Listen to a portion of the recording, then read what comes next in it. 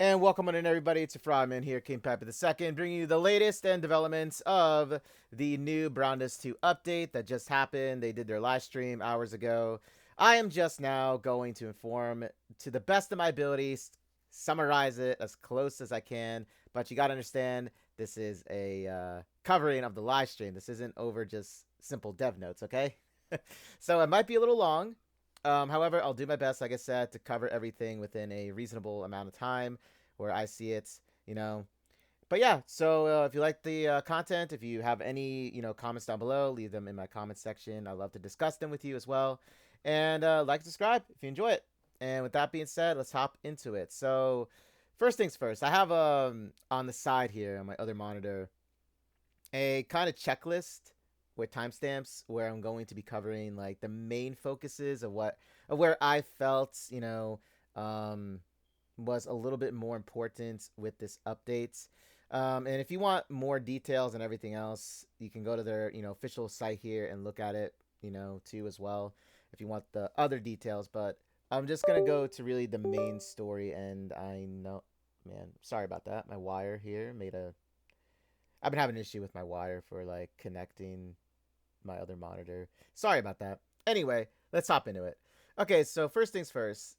Story Pack 19's Forgotten War, where we see Edda here, and she's got the Elden Ring, you know, the Elden Ring, what's it called? Startup scene here. Somebody in my Twitter said like they look the same, right? Thought that was funny. Anyway, okay, so I'm just gonna read what they put here and then discuss a little bit about it. I also have the live stream up still over here as well, so their live stream is here. I'll like go back and forth and discuss what they discuss and everything. Okay. So this is the story 19 Forgotten War. We sincerely apologize for the delay as we reviewed and refined the latter half of the story's direction. The Korean voiceovers will be available immediately with the update, while the Japanese voiceover will follow in a later patch. Okay, so here's some screenshots of the Forgotten War story pack. So basically, um, it's about them going. You know what? Let me just read it because it'll make more sense if I just read it. At the request of the demigod Edda, Eustia and her companions arrive at a certain island. This island was once the final battlefield against the Night World, and within it lies a gate that connects to that world.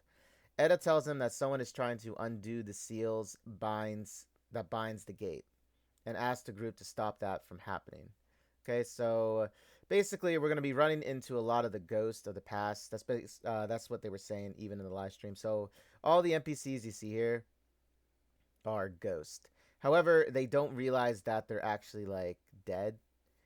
To them, they are still fighting in the war.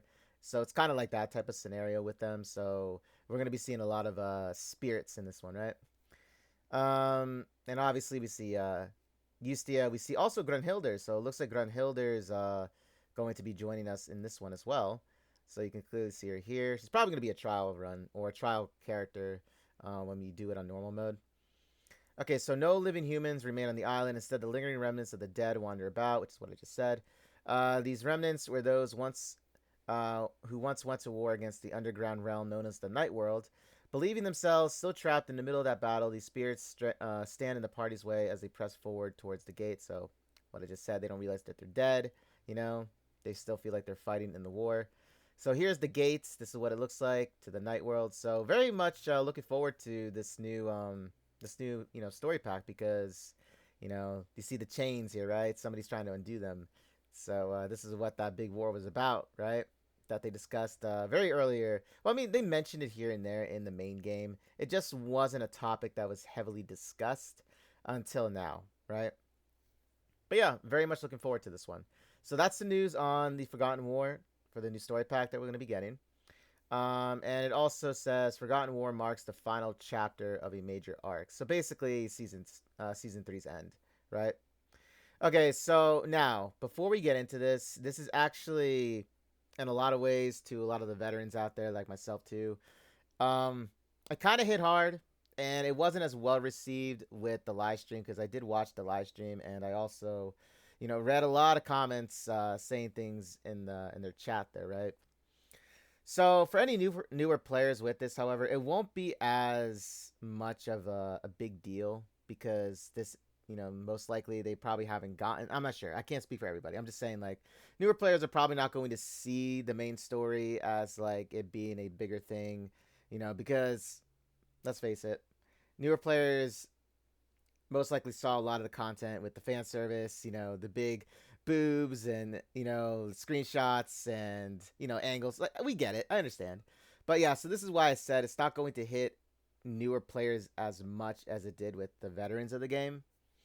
So let me just say this. So they actually are revamping the story packs 15 through 18. And in shorts, basically they let me just get to it. Let me just get to it. I'll scroll back up to show you all the other content. So this is it. So yeah, story pack 15 through 18 revamp. I was trying to figure out how to do this exactly. So Promise of Vengeance, the Triple Alliance, Path of Trials, and Salvation. Okay, these are all going to be told in a different way.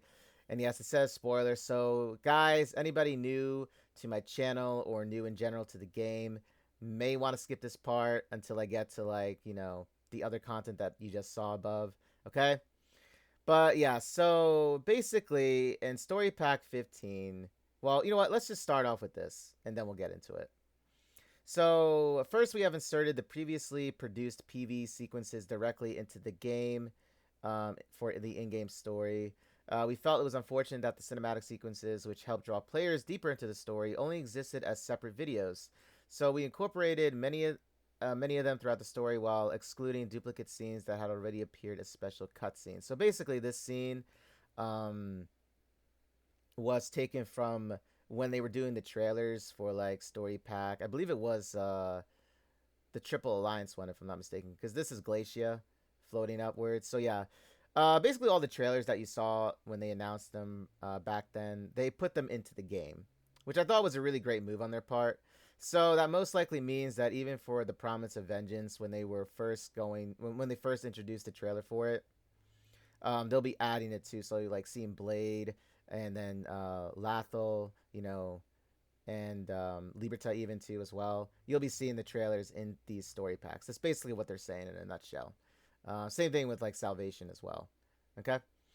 Um, but now we're gonna get to this. So next, we reduced the use of the dimensional gates, which was also a very big thing that a lot of fans of the game were pointing out, that they didn't like the idea of these dimensional gates appearing everywhere. It seemed like it was overused to the point that it just felt like, there wasn't a really lot, of it just kind of felt, how should I say, just some means of teleportation with, especially with Lathel, Blade, and Liberta just showing up and popping in whenever they wanted to. It didn't feel, like they like made a long journey to the, I don't know how else to put it. That's basically how I felt at least with it. They didn't really feel like they took the time to get to these places on foot or by horse or wagon, whatever you want to call it, right? But yeah, they just simply teleported, right? But yeah, so many of you mentioned that it was being too often, too being used English here, being used too often for convenience, and we agreed. From now on, characters will appear and leave on foot whenever possible, unless the gate is essential to the story. So this is what I was just saying. It felt like it wasn't really like a long journey for a lot of the characters. It felt like they just could pop in the snap of the fingers, right? But yeah, so that's basically what they did, and with the portals now. Now, yes, Storis is rocking a new look. He is rocking a new look. Well, it does explain it here. We also changed Storis' design and concept. He is one of the most powerful beings in the current world, yet his early ordinary appearance made him feel less imposing as a villain. We redesigned him to give him a presence that truly fits his position. In addition, we adjusted the eye of Atriox, Storis' greatest power. It was too overpowered and often restricted future story developments. We refined the settings so that even with this ability, he cannot see the future of those whose destiny is stronger than his own. Okay. So, like I said, I don't think a lot of new players are going to care as much.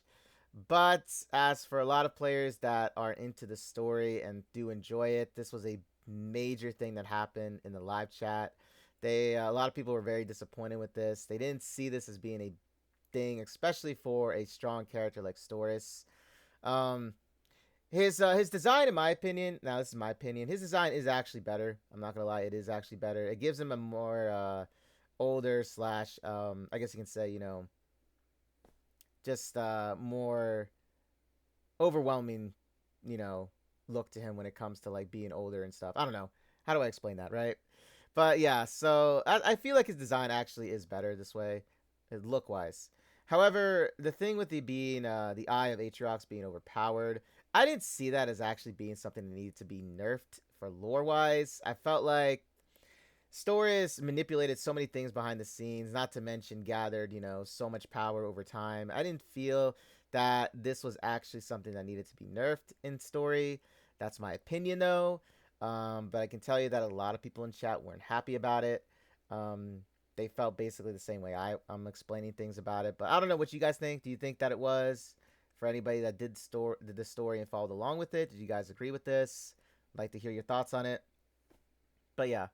Um, then we came to the Gray loses the Holy Relic. So they revised the scene where he loses the Holy Relic and overall reduced the focus on the relics of the kingdom. So I think what this was basically entailing was, and I was doing my best to hear what they had to say about it, but they really didn't go too much into detail with it. I think it was just because when we got mention of the relics themselves, it wasn't until we got to the trials, or like not trials, the alliance chapter and story pack 16, that was when they were like first mentioned. So I think I can kind of see where they were like going with that, where they said this, they revised the scene, right? Um, but that's really about it. That all I can think of, because there were like four relics, right? If I'm not mistaken, there were four of them. Gray possessed one of them, which was the ring.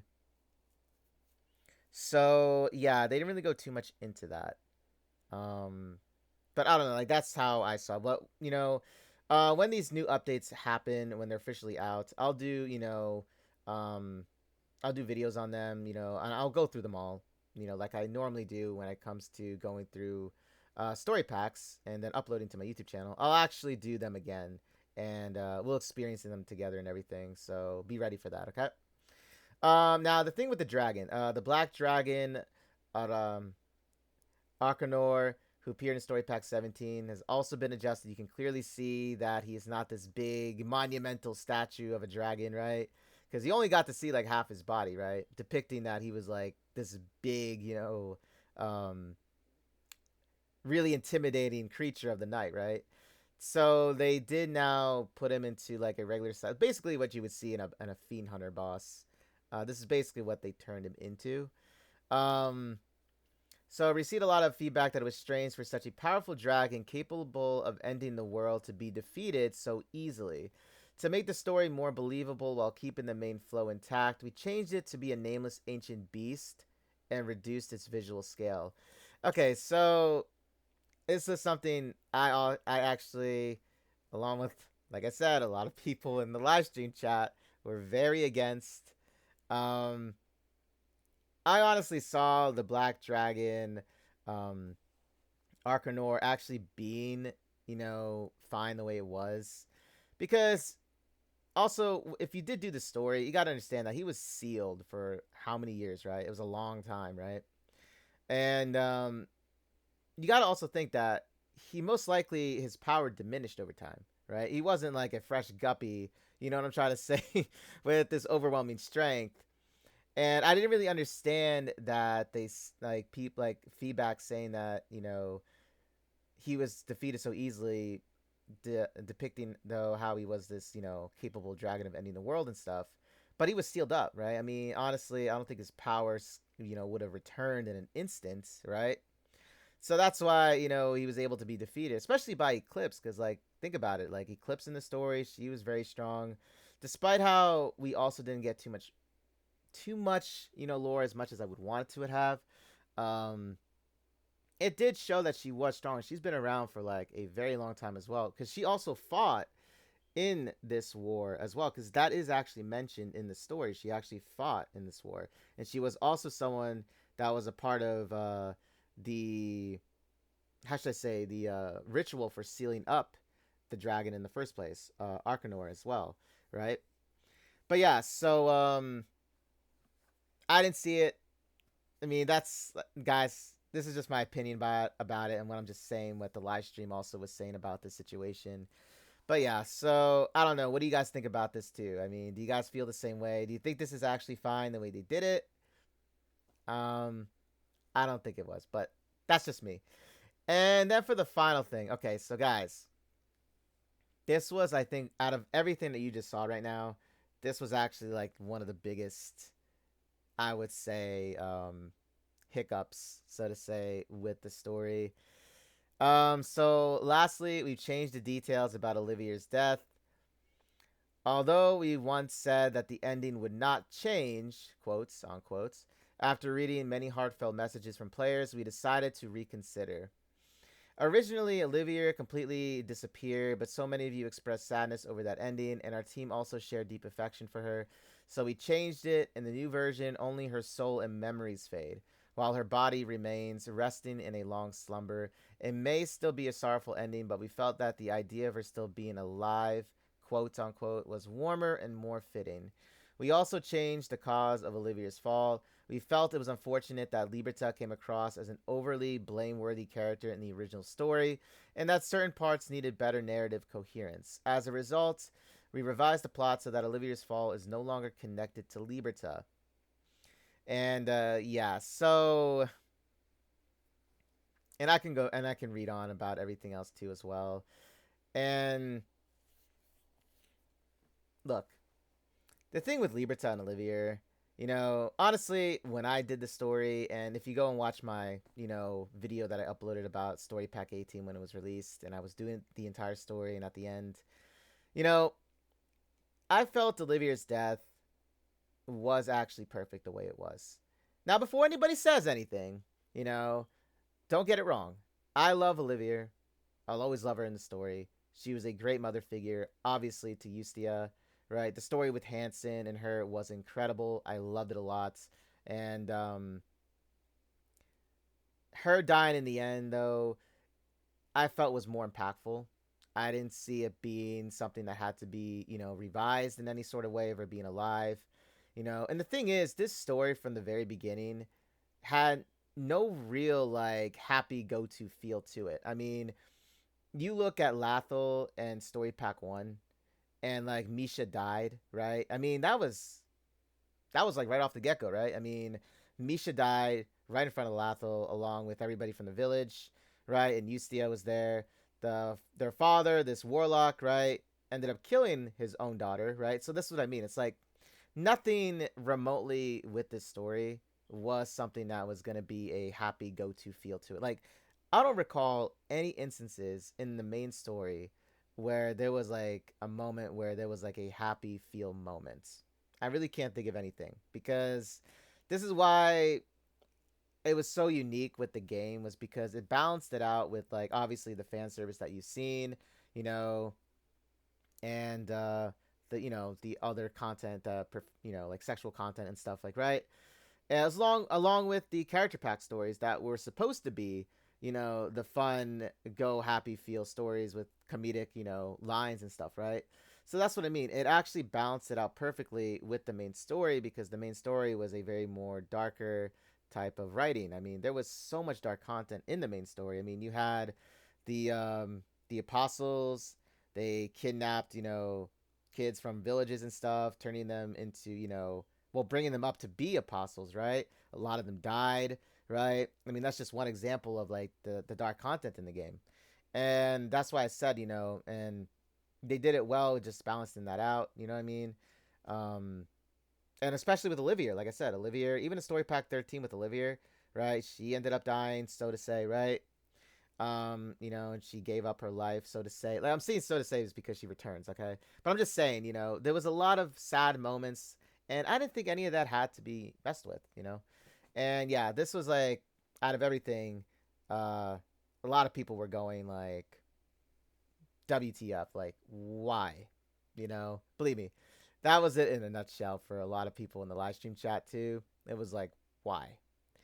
I don't know. What do you guys think about this? Do you think that this is something that needed to be done? Did you see, I don't know, Olivia coming back in the future being um a thing for like Eustia's like, what I'm trying to say? Like, I felt that the death of Olivia was also somewhat, in some way, tied to Eustia's growth as also a protagonist in the story. I really felt that because she's like the main heroine, right? And I felt like her mother's death gave her more strength in the end to persevere through a lot of these hardships as well, and to become even stronger for it. You know what I'm trying to say?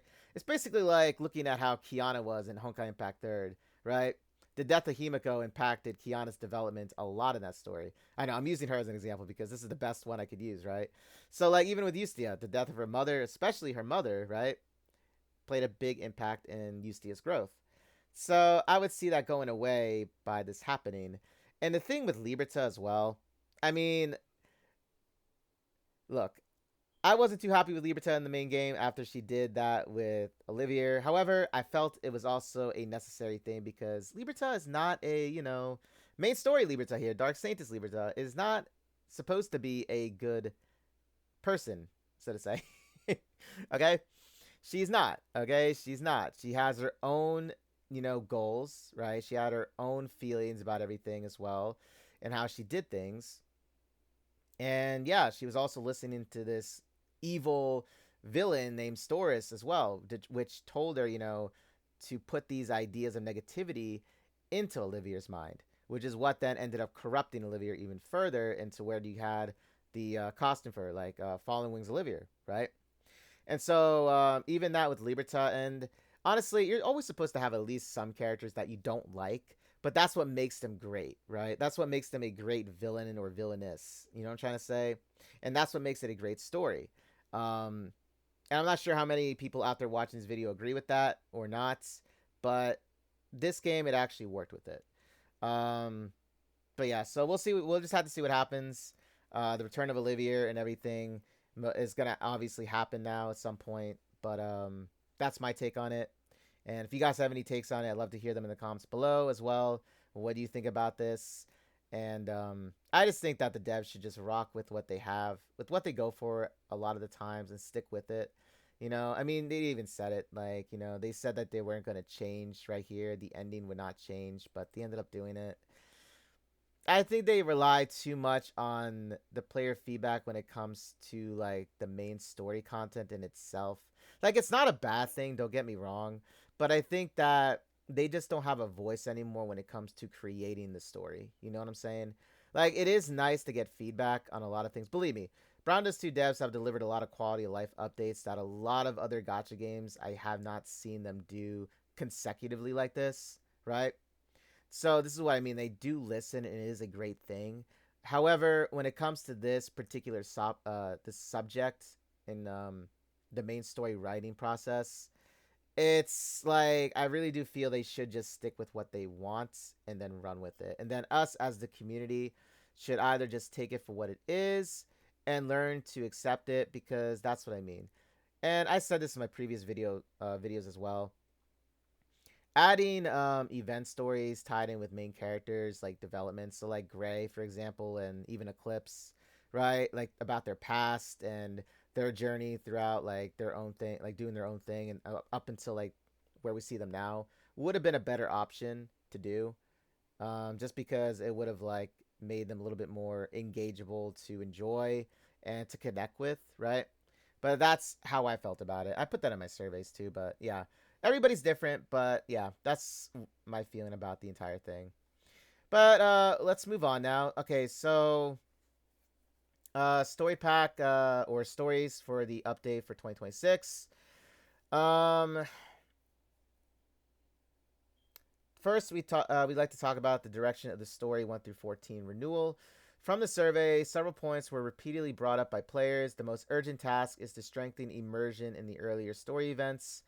Other areas include improving the logical flow of events, particularly Lathel's sudden behavior changes in the beginning, addressing frustrating or unpleasant developments, clearly defining power balance, and expanding on each character's personal story. The next main story will begin with Justia as the protagonist, and we are designing it to address the issues mentioned above. There is one or more points we would like to share for the early story renewal. We are collaborating with experienced external writers. We'll share more details once we are able to reveal them. Previously, we mentioned that the renewal would be updated in the first half of the year, but because we have expanded the scope of revisions and are working with external advisors, we are not yet able to specify an exact release date. So, since the main story is the foundation of the game, we'll continue to explore every possible way to deliver the best quality. Um, Let me just finish what they have to say here. In 2025, our focus was on the main story, but in 2026, we plan to raise the weight of character packs to the same level. We are preparing to release over 10 packs throughout the year, ensuring that there are no longer content gaps. We are also planning to showcase various parallel worlds through the character packs. However, since many players felt that immersion was weaker for characters from entirely new worlds, the character packs in the first half of the year will connect to one of the existing worlds instead. As the number of packs increases, we also want to prevent field fatigue. To do this, repeatable rewards such as fines, gluty, and fiends will be excluded. Instead, one-off rewards such as treasure chests and investigation items will be increased in value. After clearing all quests in a pack, there will be no need to re-enter the field repeatedly, and in-game shop NPCs won't appear. This change will be applied starting with the winter event pack for the 2.5 anniversary.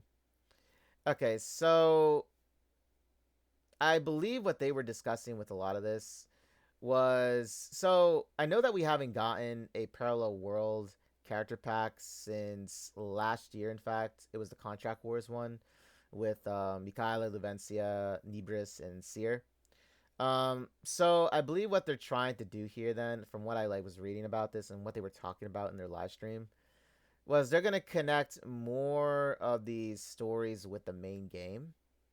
Um, so I'm not entirely sure if we'll get new character packs that are going to pertain to just parallel worlds that are separated from the main game. I'm not sure if that's what they were saying with this, because like you see, they have story packs like 4 planned in 2026, and then 4 planned for character packs, right? So I mean, if I'm wrong, correct me in the comments below. But that's what I was getting out of this when they were talking about the story packs now, at least. Um,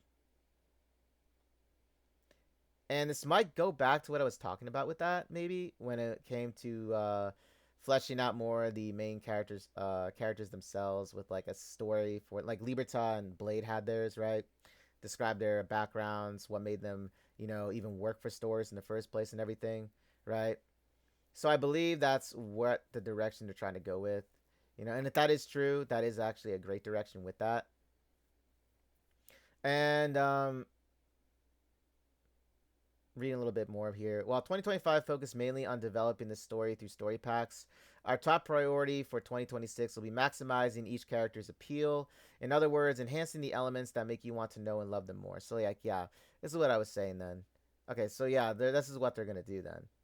This is actually a great direction then if that's the case, where they'll flesh out their story and make them more, like, relatable. Or, like, you know what I mean in some way. Like, makes you love them more, basically, right?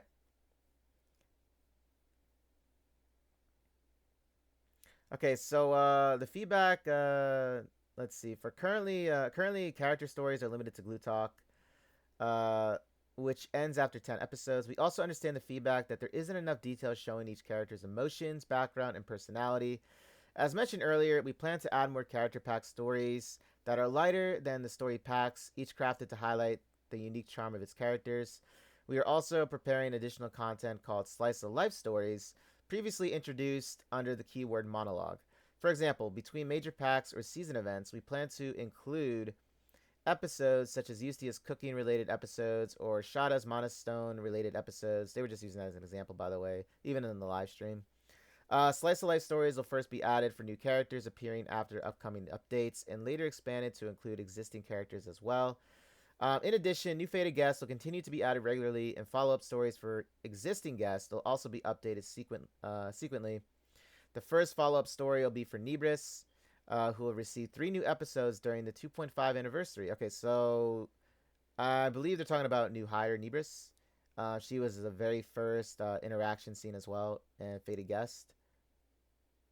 So that's actually exciting. Um, it's separate from the main game, which is what I love, right? A lot of us do. So yeah, this is actually a great direction. I can get down with that. We also received many requests to release Fated Guest stories, even without interaction features, and we are reviewing that possibility together. So Fated Guest stories, even without interaction features. How do you guys feel about that? Do you think that not having interaction features with like Fated Guests would be kind of a would be kind of stale because we all because we always expect when they drop a Fated Guest, they're gonna 100% of the time have it an interaction theme, right? I don't know. I think that they should still run with how they did things with the interaction scenes. I don't think that getting rid of this feature would be a good thing. Okay, we already have the main story looking kind of like why, so this being looked into without interaction features, I don't know. I don't agree with that, but this is just a possibility, mind you. This is not something that they said is official now. Okay.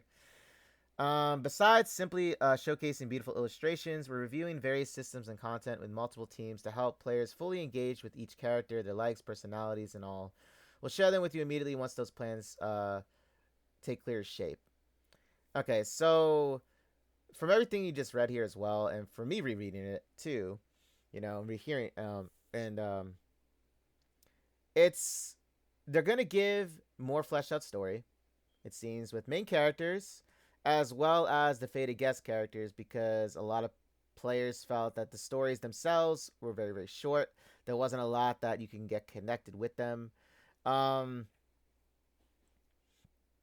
I think what's happening with this is it is the lack of more development with them.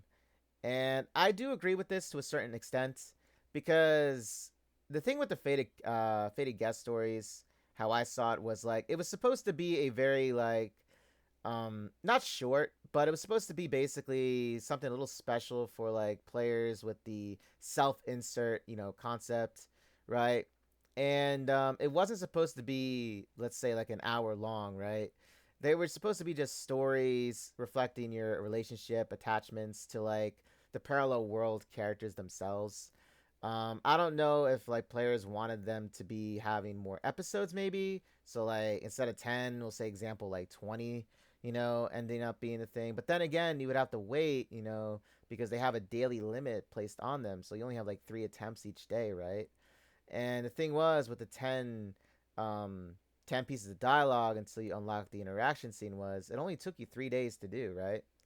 But if they add more content to it, are they going to then like I don't know? Are they going to get rid of the daily number and you can just do them all in one go? If they decide to do it in some way like that with their glue talk, I don't know.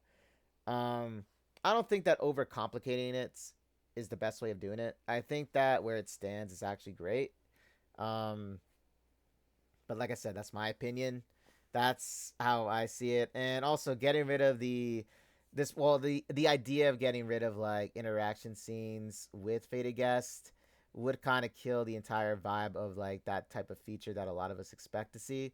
So I actually don't really see this being a thing here in my opinion, you know. Maybe if they were NPCs that didn't have any like costumes, then yeah, I can see that, but you know, I don't agree with this. That's just me though. Like I said, that's just me. But I don't know. There's a lot of things that they're trying to experiment with. You can clearly see with this, and they are working with other like experienced writers. They even said that as well. But yeah, I think though number one thing though with me, how I see is just the fleshed out stories for the main characters being a thing. Okay, guys. So now that we got that all out of the way, right? I know you guys don't want to hear me yap about it, right? You want to see the new reveal, right? And clearly you see her in the PNG that I'm rocking with, right? Okay, so here we go. Faithful Wings Olivia. This is her right here. Well, I was gonna add something else too, but you know what? I'll say it at the end of the video. Okay, so Faithful Wings Olivia. Here she is. She was revealed. Now they did say she was gonna be released later down the line in the summer update. So She's finally here. I was saying like she was either had to be released in this next update, which is going to be soon, or she was going to be released in 2.5. So I'm really happy that she was released now instead of in the 2.5 because from what I heard, and I'll get into in this video, is there's a lot planned for that anniversary. So guys, listen carefully, okay? So Faithful Wings Olivia. So we're gonna also look at her cutscene as well. I'm gonna have to find it. I did timestamp it by the way, but yeah. So here she is, Faithful Wings Olivia. She is a light elemental. She's the final main story costume for, well, Olivia in general. Faithful Wings Olivia, one of the strongest Valkyries, and the mother of Eustace will be added as a new costume. Faithful Wings Olivia is a light property dealer who uses wide area attacks and restores SP. Her concept is that the more enemies she hits, the higher her total damage and SP recovery become. Okay, so if you never made it to Story Pack 18, and you end up doing so, by then you're going to be able to test trial her as a character. This is how I knew from the beginning that this was actually her skill set. But yeah, so another very important thing, and even Gami and the devs were saying that do not pull for her if you don't want to basically like plus her in any way, because she's going to appear now in the pub during the story pack 18 and be recruited for free with a 5-star contract. So that means that you can get her for free, and you can also, if you do unlock her through the, you know, your roles, you can just +1 her then at that point. So basically this is how it's going to go. For any new players that are watching this and aren't sure about this, I'll explain it really quickly. So in the main game, you're able to recruit certain characters in the main storyline at pubs, at inns, right? But you have to have what they call 5-star contracts. Usually you get them by either unlocking them through like the login feature where they give you rewards every single day, or you convert the 4-star contracts into the 5-star contracts. I forgot how many you need a 4-star to convert to 5-star, but if you look in the shop, it'll tell you how to do it. Okay, it's all in the shop, by the way. But yeah, so these are ways that you can unlock them for free. And if you do have them all, you can also unlock them in these pubs and inns and just get 300 golden thread out of them as well. I mean, I still have Blade, and she's still you know, guarded in story pack 15 for me, because I just wanted her to be there because I love Blade, right? But no, I forgot about the entire thing with recruiting her, so that's why she's just there now hanging out. But yeah, so she'll be here. This is where she'll be hanging. So anybody that finished story pack 18, there you go. Remember, save up as many tickets as you can, gems, because we're gonna be heading into the next feature. But let me go show you actually her skill cutscene real quick. So let's see. It was at timestamp. Let me find it. Here it is, 25:17, and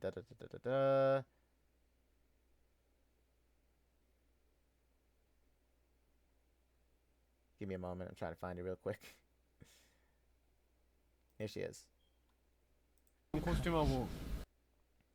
So there she is, guys. That's what she's looking like here. Oh, that wasn't 25:17. Sorry, my bad. I got the wrong timestamp. That was a comment I was going to talk about at the end of the video, but we'll get to it when I get there. But yeah, so this is where they're talking about what I just talked to you guys about. Okay, so here's her cutscene here. Give you guys a moment here to take it in. Is this going to load? There it is. Okay, so here it is, guys. Oh, enjoy. There's no sound to it either way, so this is it.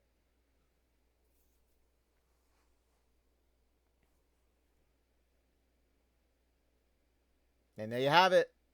So there's a little demo of it, and yes, she is pulling that sword out straight from the coochie. So I don't know how else to say it. Like, that's where she pulled it out from, guys. Okay. Yeah. Okay. I'll give you a little unhinged, but you get it, right? Anybody that's unlocked her other her costumes, you'll know why I said that. Okay, because she pulls the sword out of a lot of like unexpected places, right? In each of her costume designs. They even comment on it too. So hey, I'm not the only one that's thought about that. Okay. But yeah, they do end up talking a lot about that, okay? But yeah, so here she is. The art team comments. Please let me lick and smell Tear Fiend just once, please. Hey, I'm not gonna complain about it, right? Okay, so there you have it with Olivia. She's the only one that's being released right now because they aren't going to. Because they even said this. Gami said that having one costume right now might seem a little underwhelming. However, it is Olivia's, so this is where it makes up for that.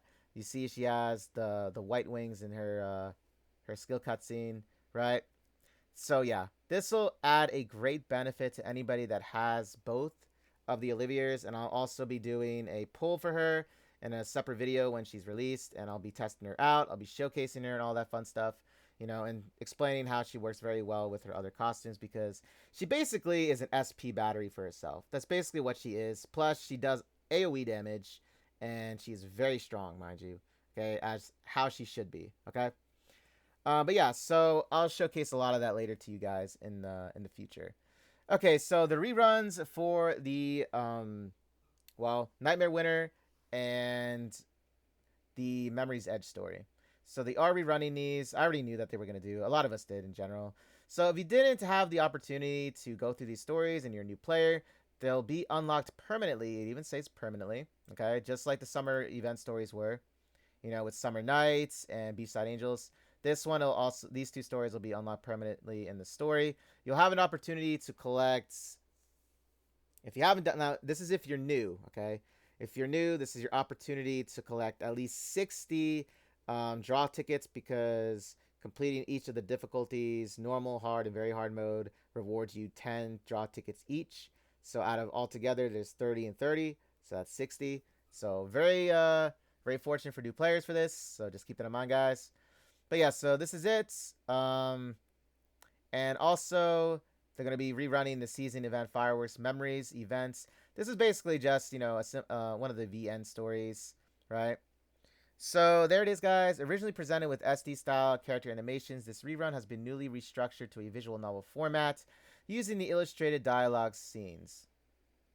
So basically what they did with the story Summer Night, right? They made it into the VN feel to it. So this is just basically be the only difference for you guys. If you want to see how it was like back then, I do have a video in my playlist from a while back. If you want to go look it up, it is there. It does have the original format of it with the little SD characters, Because I believe it was, if I'm not mistaken. It was like, you were like a chibi and you were going around with the story, if I'm not mistaken. Regardless, if you want to see how it was back then, I do have it on my YouTube channel. It was quite a while back, by the way, so try to remember a lot of that, But I believe it was. But anyway, they'll be rerunning the event for 2 weeks as well. Okay. Instead, future reruns will allow you to replay the original SD versions as they were. Okay, so like here it says it too. But like I said, if you want to watch the entire story, in general, I also have it up on my channel. But yeah, so here it is, guys. So that's the news on this. The Fiend Hunter Basilisk Water, which actually looks really badass looking. Water property types. Okay, so I would, in a lot of ways, see either Nebris builds or even Tyr builds if you do have Tyr unlocked. Because remember, Tyr does a lot of damage, right? She's a very strong meta character in the game. She would also work for this boss. Well, actually, hold up. Depending on what its conditions are for the Fiend Hunter boss, we'll have to see about it. So keep that in mind, but, hopefully you guys do have some really good builds for your wind types. Then we have the Fiend Eon wind enemy. This is actually from the story pack, what's it called? Not Memory's Edge. Nightmare Winter story with Rue fighting it. I remember this story. So they're actually going to be bringing it back. This time around, I'm going to be ready for this, dude. Because like last time when I did this, I was still very newish. So I'm very excited that I'll be having a tackle at this boss again. So fire types.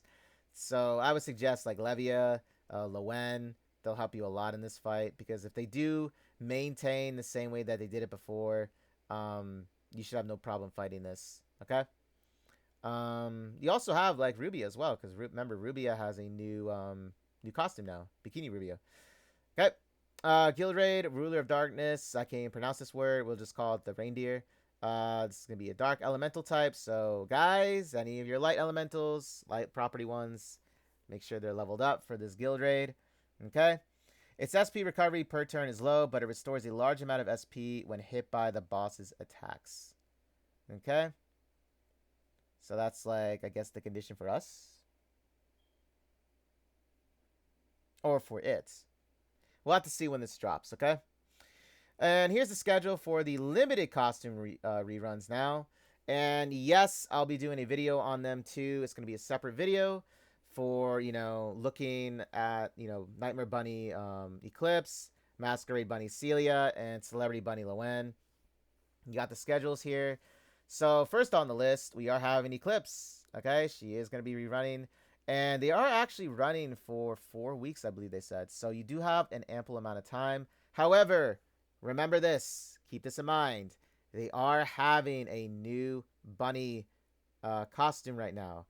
And as much as it was confusing for me, she is limited. I was actually surprised about this considering what they said back then. They weren't doing any more limited. So this is actually a surprising thing. So I'm not sure if maybe the translators got it wrong or something, but this was a second time I heard limited from, that live stream in general. So that's why I'm a little confused with this. But we'll have to see more details in the next update before they do the 2.5.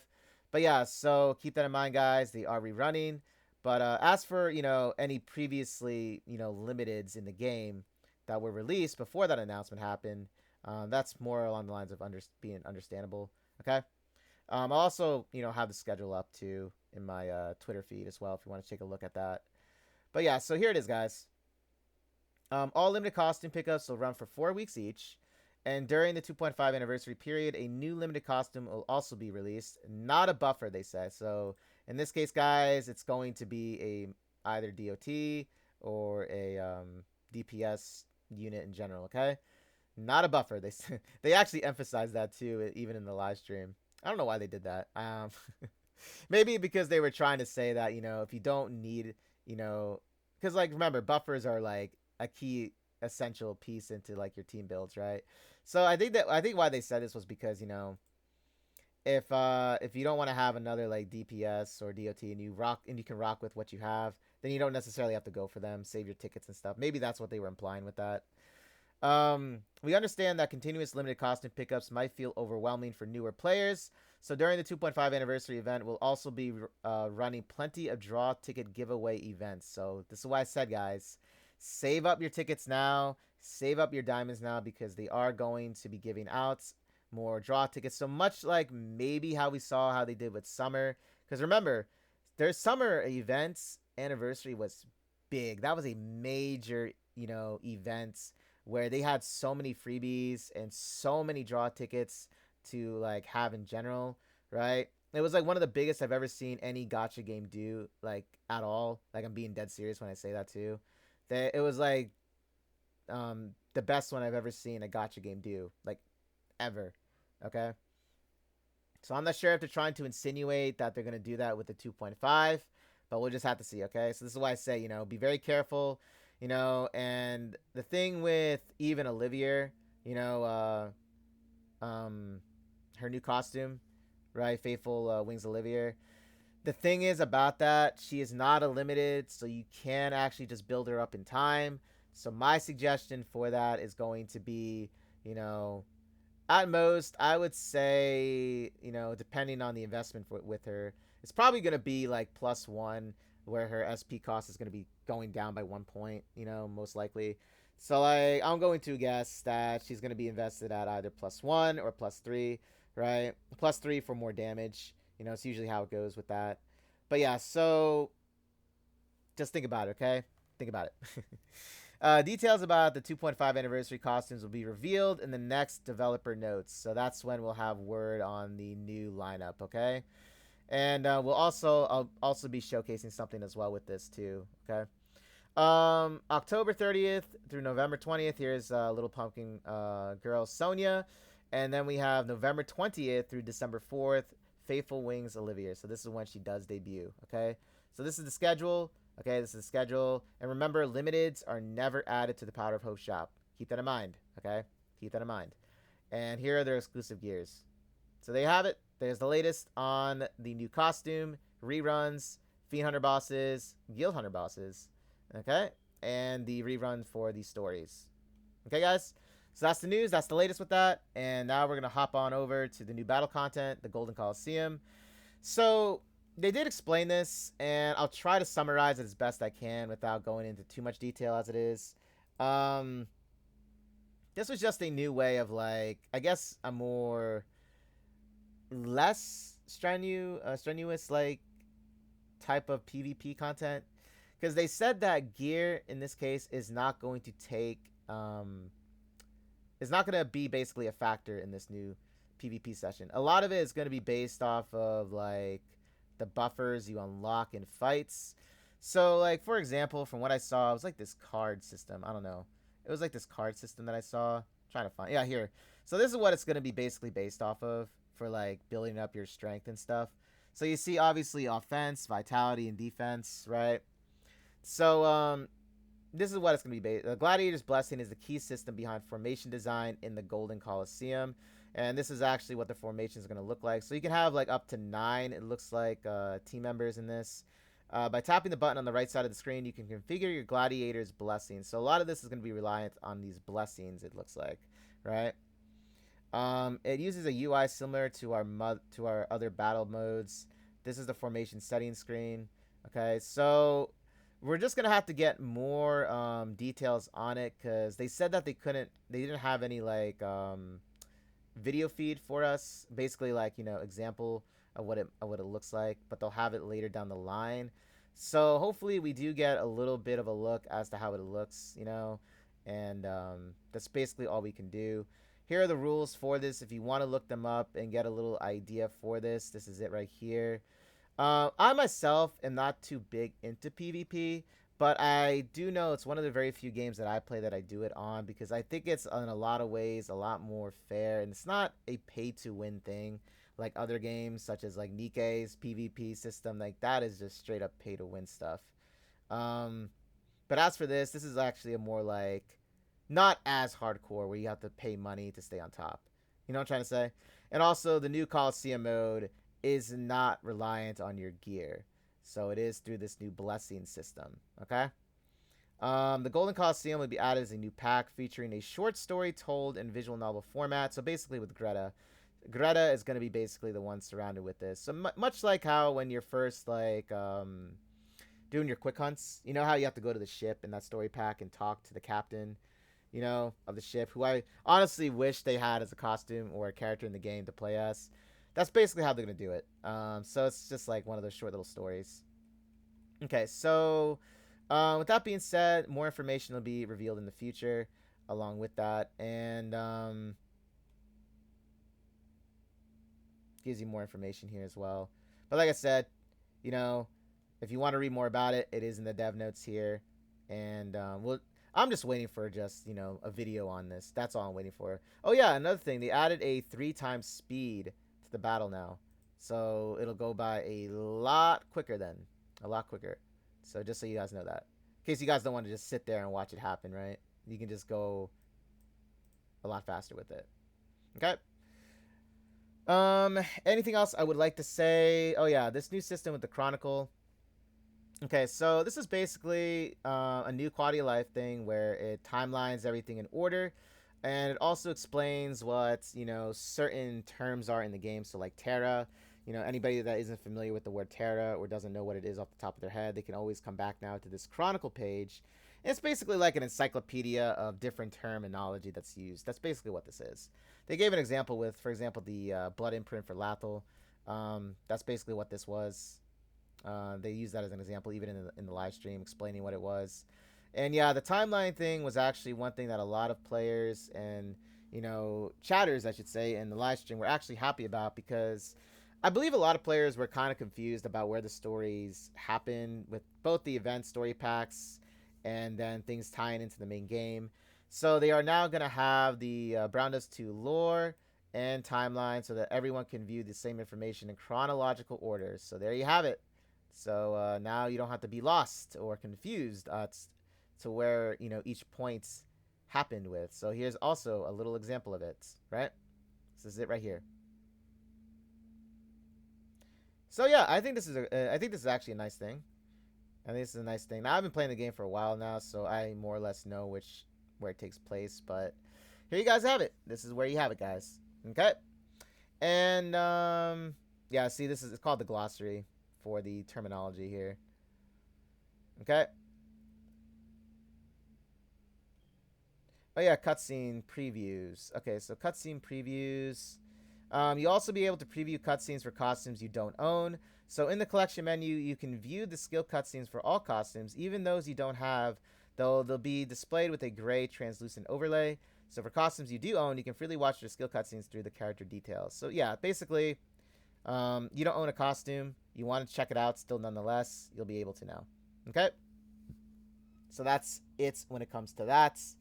And anything else I need to mention that's very important. Oh yeah. So they are going to be having their Black Friday sales. Okay, and I am going to get into this, by the way. So before I hop into this one, because this was a major thing, by the way. Um, Black Friday sales, everything's going to be 50% off. It'll start on November 20th through December 4th. So that's an excellent way, I guess, if you want to spend a little bit.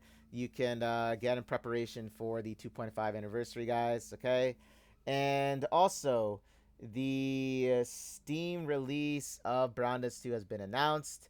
I'm not sure because I didn't check. And let me check. Let me actually see if it's in the shop or in the shop in the Steam store right now.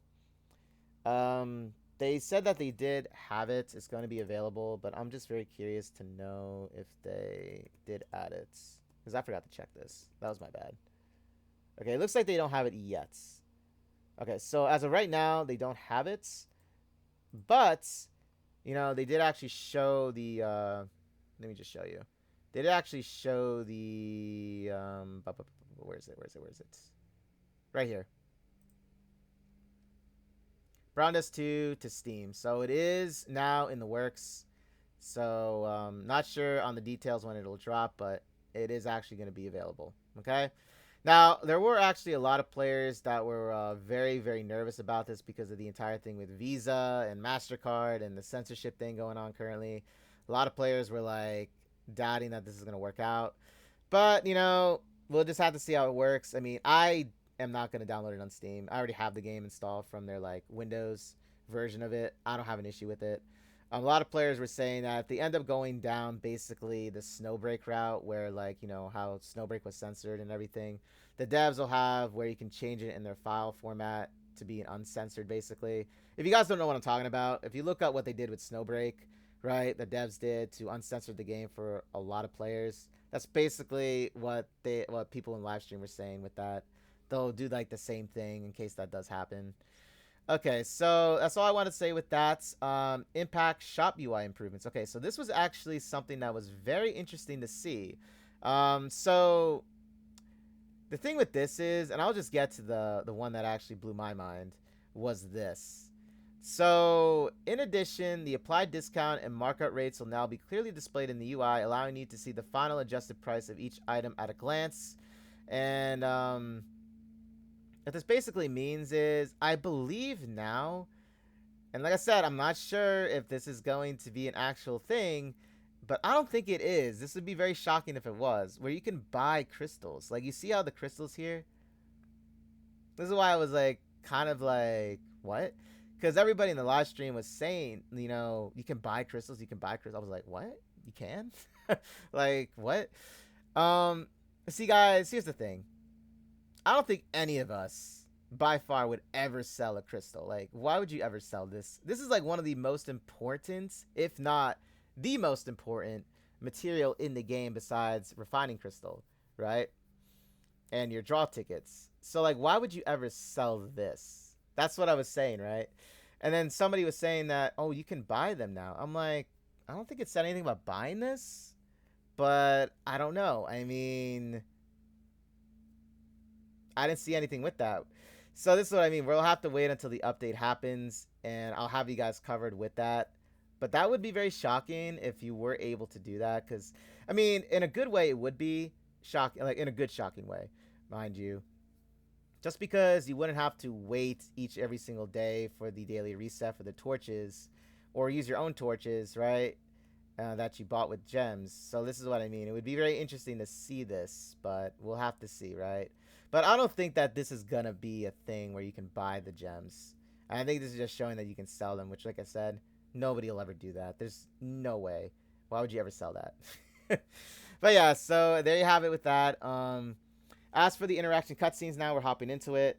Here is where you can actually now change individually now. Instead of going always to basically the settings menu and changing it from Korean dub to Japanese dub, back and forth to listen to them, you can now listen to, let's say, Angelica here. If you wanted to hear her VA in Korean, you can then just individually select it and it'll work.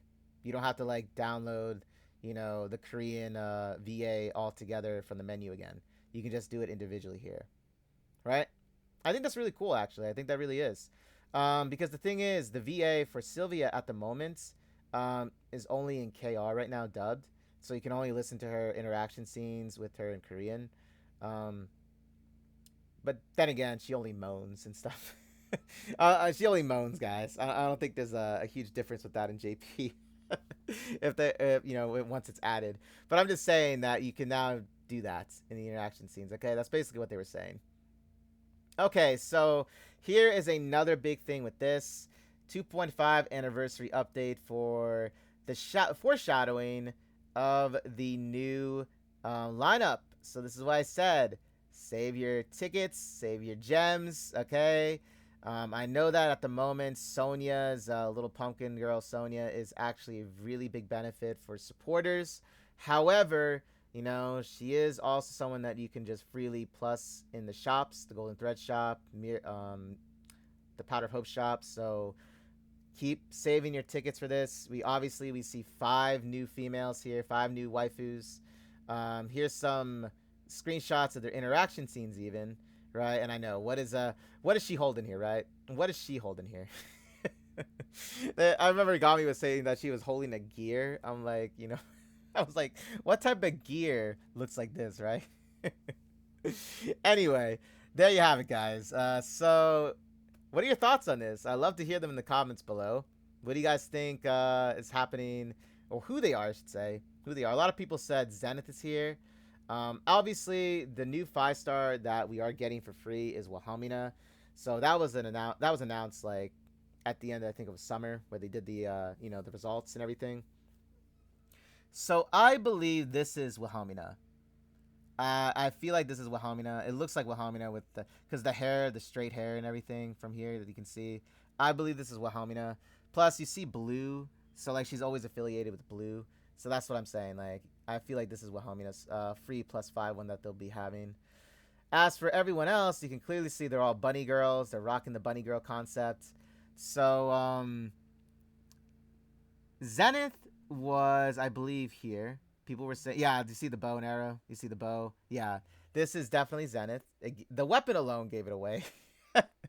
So we are getting a bunny Zenith, right? We're getting a bunny Zenith, unless this is the one free, not free, the one new limited costume that they were talking about earlier when I was talking about the reruns. They said they were at least adding one now new limited. This could be her too. Who knows? I don't know. But then again, all signs are pointing to Zenith. As for everybody else,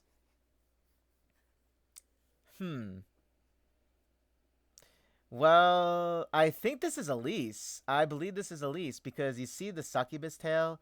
And if you think about it, Elise has a costume that's a succubus. So this actually could be Bunny Elise, right? This could be Bunny Elise. As for the other 2 costumes, they don't really reveal as much. A lot of people were saying one was Leatrice. So, I don't know about Leatrice. Maybe it is Leatrice. I don't know. Right here, who knows if this is Leatrice? It could be. But as of right now, how I think it's gonna be is Zenith, Elise, and not Morphia. We have Morphia, right? And this is Wilhelmina. I can't really say who for these 2, but hey, it keeps us. I was actually hoping that they would show these silhouettes. I was actually hoping for this to be a thing, and I'm glad that they actually showed us a sneak peek. because Gami was trying to keep it under wraps. He actually was. He said it in the live stream even. He didn't want to give too much away with this because it would be too epic, I guess you can say, of revealing too much for the 2.5 anniversary to hype it up. So I do agree with it, but here you guys go. So yeah, there we have it. Here's the Steam wishlist, which I already said. It said the wishlist event is scheduled to launch next week, by the way. Sorry about that. I said I didn't have any details, but it does say it. My bad. My bad, guys. My bad. So next week, expect to see it in Steam, okay? Offline events and everything and the details about the surveys. I won't get into those because it would make the video longer than it is. But as you see it right now, guys, that's what's going down. That is the news. And I hope you guys got a lot of information out of this. I tried to summarize everything as best I can. Hope I did a great job at it. Mind you, this was over a live stream. I try not to make the other content as long with the dev notes when it comes to new characters. I try to make those a little bit more to the points. But going back now to a comment and things I wanted to say that I was going to say at the end of the video, was going back to how the thing with the main story was. So I get that, the main story is not the huge focus with a lot of players out there. Because I remember even going into a stream on Twitch one time, and the streamer, I'm not going to say their name, okay? I'm not going to say their name. But they said that they see that Brown Dust 2 is not a game for male characters to exist. I'm not joking when I say that, okay? They actually did say that. Now, obviously, I disagreed with that. But everybody, has their opinion about it. But that was one thing that was said about it. And also, something that the devs said in a comment was that they took this particular comment and it resonated with the devs. And I'll end up playing it for you. And I don't know what you guys think about it when with this one. But let me see. It was 25, let's see, 17? Yeah. I'm not sure if you guys agree with it or not, but everyone's entitled to their opinion, guys, okay? Everyone's entitled to their opinion about it. About that. Okay, I'm just going to be drinking some water. I'm getting very thirsty for all of the updates.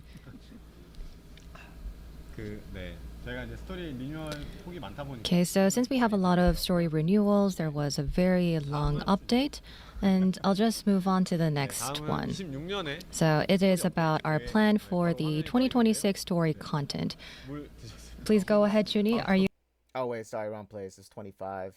I'm an idiot. My bad. Wait, was it here? They made it. It's actually...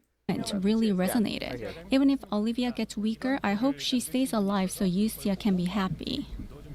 Okay, so that was the comment that they said resonated with them. And this went back to how I said, I think anything with loss, like I said, and I'm not sure if this comment alone was what turned this entire thing. Obviously, it was probably a number of things, but this was something that I found interesting to say or to see and hear. I don't think every story needs to end with a happy ending. I mean, as much as we would all like that, and also, like, a lot of us do love happy endings. A lot of us do like to see that. But that was one thing I just wanted to point out at the end. I don't know. Do you guys agree with that? I mean, I see it working with other stories and stuff, but I don't see it being a thing for every single story out there. But yeah, that's all I wanted to say, and that was the one comment I wanted to talk about. But as a whole, guys, what do you guys think about the new direction that the main game is going to go into with the story content? Do you guys agree with it? How do you see it? What are your thoughts on the future of it? And also, what are your thoughts on the 2.5 as well? And with that being said, guys, I'll catch you all in the next video. And hopefully this video wasn't long, like I said. So like, subscribe, check me on my socials, and I'll catch you when the update happens. Or actually with my other videos that I'll be making. But yeah, take care, guys.